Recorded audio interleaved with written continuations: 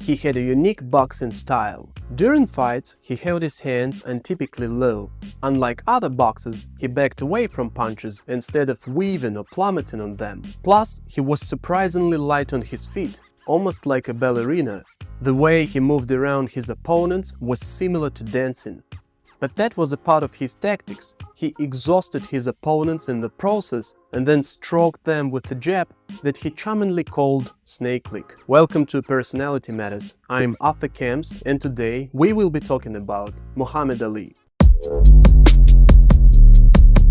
At the dawn of his career, Ali was known more for his charming personality and public speaking skills than for his boxing capacities. He had a real talent for making a buzz around his persona.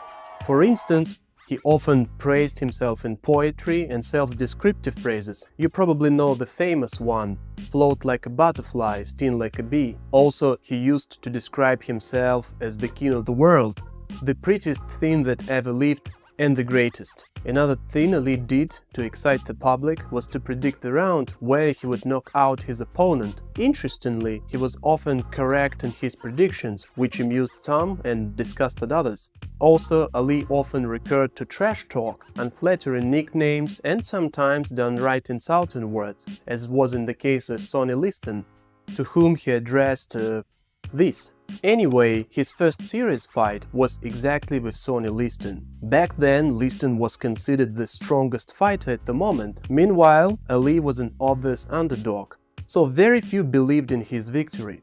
But against all odds, he won the title when Liston stopped the fight in the 6th round. In the next 3 years, Ali continued his superb performance, winning one fight after another until a big scandal broke out in 1967. At that time, the United States was in the middle of the Vietnam War, and Ali refused to join the army. It was at a time when military service was still obligatory. So his anti-military stance cost him a huge deal of condemnation. Eventually, the court cancelled his championship and prohibited him from boxing for 3.5 years.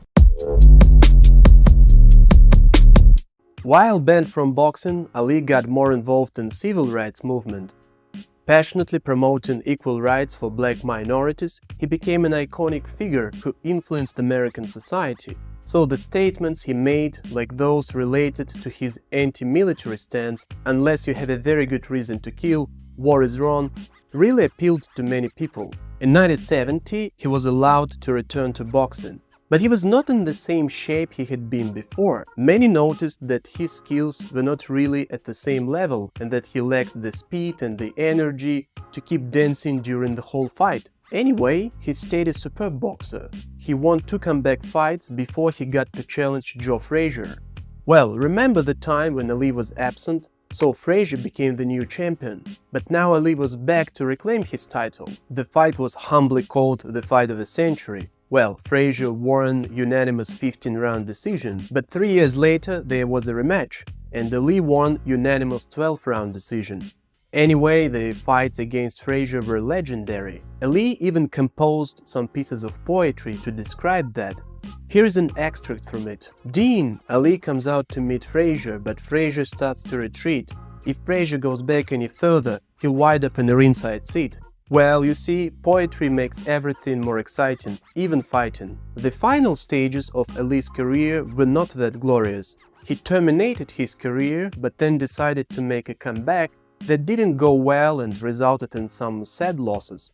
Finally, he retired from boxing in 1981. As previously said, Muhammad Ali was an icon of his generation, a social activist who inspired many people worldwide. He was bestowed with an incredibly magnetic personality, which made him a media darling and gained him public admiration and respect. But he was also one of the most outstanding athletes that ever lived.